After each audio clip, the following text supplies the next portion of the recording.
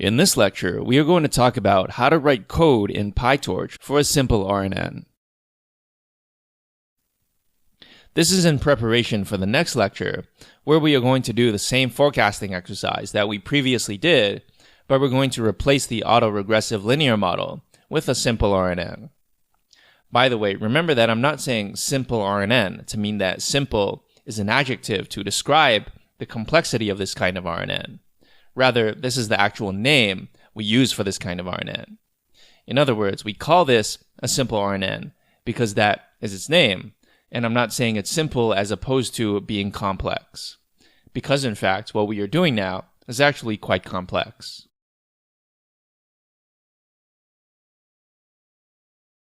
So let's begin again by recalling the basic steps we are going to do in our script.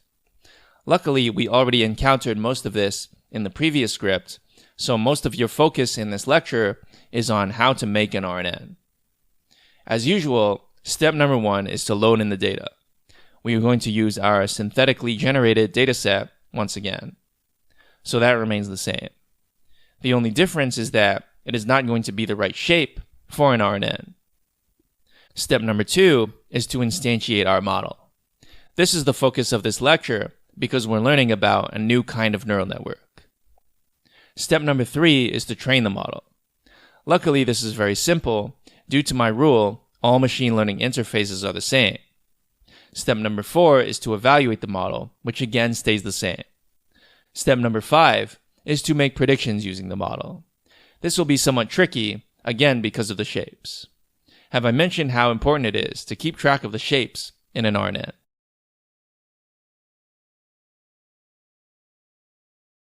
Alright, so let's review step number 1. Basically, it's the same setup as before. We're going to create a sine wave with and without noise. Then we're going to create a supervised learning dataset with both inputs and targets.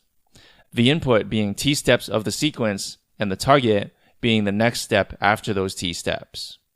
Remember that we count from 0 up to len series minus big T because we want the final target to be len series minus 1, which is of course the final value of our series. The difference between this script and the previous script is that linear regression expects a 2D array as input. So we passed in an n by t array. However, as you know, an RNN expects an n by t by d array as input. Therefore, we need to add a superfluous one dimension at the end to make it n by t by 1.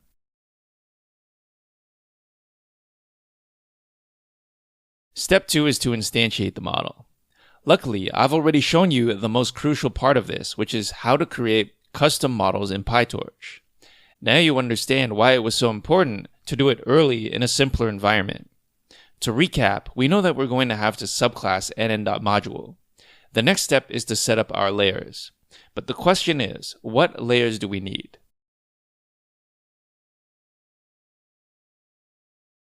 In PyTorch, the simple RNN layer is simply called RNN.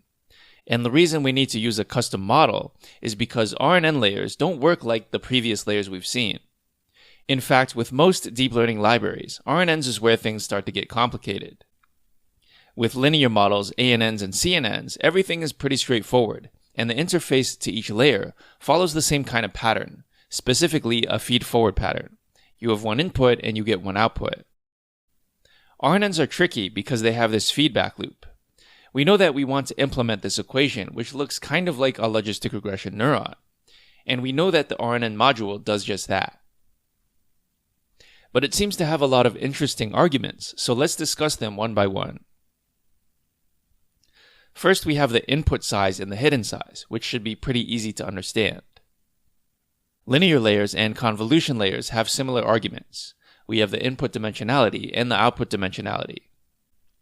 But as you can see, RNNs have a few more arguments that we have to specify. The next one is num layers.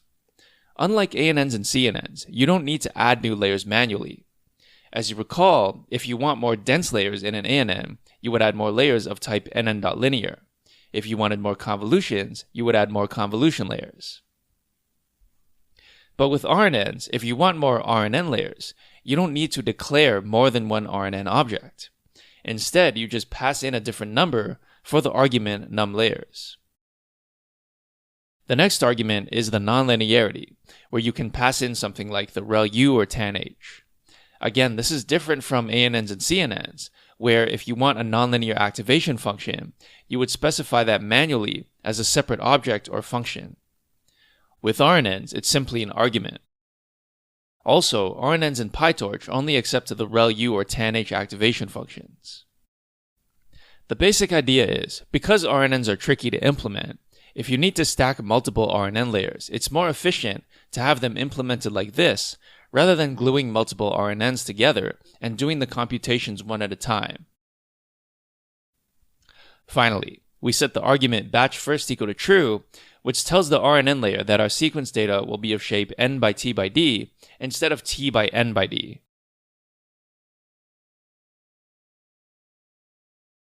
So the full constructor looks like this. First, we inherit from nn.module. Inside the constructor, we call the parent class's constructor. Next, we assign some instance variables, including the number of inputs, the number of hidden units, the number of hidden layers, and the number of outputs. Next, we declare our RNN layer, or layers. And finally, we declare our final dense layer, which is an nn.linear.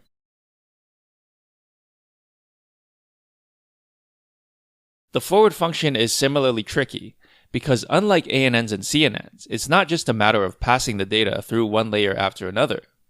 Instead, we have to pay special attention to the interface of the RNN layer. Unlike an ANN or a CNN layer, where you only have one input and a set of weights, with an RNN layer you have two inputs and the set of weights. Specifically, the output depends not only on the input x, but also on the initial hidden state, h0. Therefore, in the forward function, before we even call the RNN, we have to first define the initial hidden state. As mentioned, typically we just set it to all zeros. In PyTorch, this is done using the torch.zeros function, which is analogous to the numpy.zeros function. We also have to remember to move all the values to the GPU. One important thing to keep in mind is that, due to the interface of the RNN module, it may actually comprise multiple RNN layers. If you recall, we store the number of layers in an attribute called L. And because each RNN layer requires its own initial state, we need to define the initial hidden states to be a three-dimensional tensor rather than just a one-dimensional vector. And not only can we have separate initial hidden states per layer, but also per sample. Because of that, the initial hidden state is three-dimensional, L by n by m, where L is the number of RNN layers, n is the number of samples or the batch size, and m is the number of hidden features. As you recall from earlier, we can obtain the batch size by calling x.size of 0. Once we have our initial hidden state, h0, we can pass it into our RNN module. So the first argument is x, which is the data, and the second argument is h0, which is the initial hidden state. You can see that the output interface of the RNN module is also a little different. It seems to return two outputs rather than just one.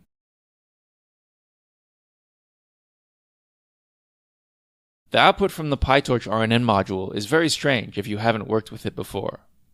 Just to remind you, the RNN module in PyTorch is not just a single RNN layer, but rather it could be a stack of RNN layers. If you think about all the possible hidden states we can calculate, we would have quite a few dimensions. First we have n, which is the number of samples or the batch size. This one we expect because it's always there. So small n tells us which sample. Next we have L, which tells us the number of layers. So the small l index tells us which layer. Next we have T, which tells us the number of time steps, or the sequence length. Therefore, little t indexes the time step. Finally, we have little j, which as usual, indexes the feature dimension. So overall, we have 4 possible ways to index all the hidden states if we conceptualize them as being one giant array for each sample, each layer, each time step, and each feature. In PyTorch, the return values are broken up in kind of a strange way. The first output gives us the hidden states for the final layer at each time step. By default, its shape is t by n by m, where t is the sequence length, n is the batch size, and m is the number of hidden features. But since we passed in the argument batch first equals true earlier, that means it is reshaped to be n by t by m. The second output gives us the hidden states over all hidden layers, but only at the final time step. So by default, its shape is L by n by m, where L is the number of layers, n is the batch size, and m is the number of hidden features. Curiously, most common RNNs make use of the first output rather than the second, so in this course we'll be ignoring the second output. However, I did want to give you an explanation for why it's there, and not just ignore it without telling you what it is.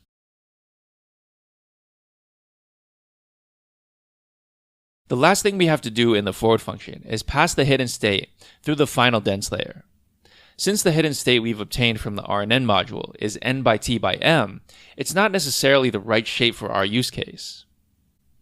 Remember that this gives us all the hidden states for every time step.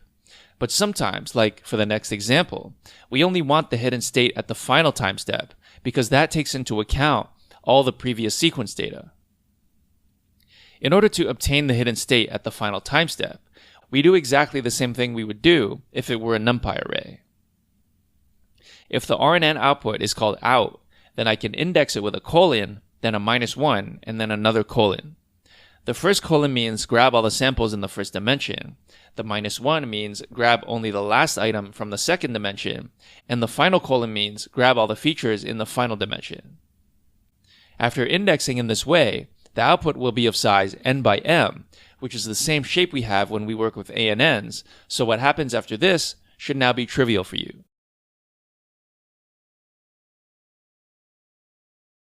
Now that we've done all the hard work, the rest of the code will mostly be business as usual.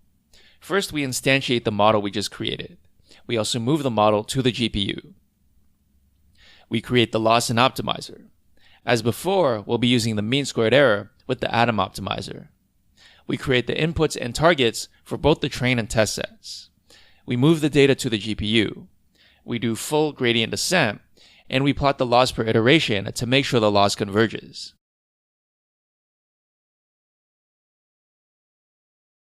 The last step, making our predictions, might be a little complicated since we have to pay special attention to the shapes.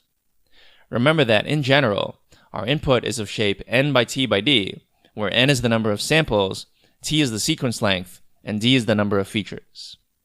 The output is of shape n by k, where k is the number of output nodes. In our case, this is just 1 because we are doing scalar regression.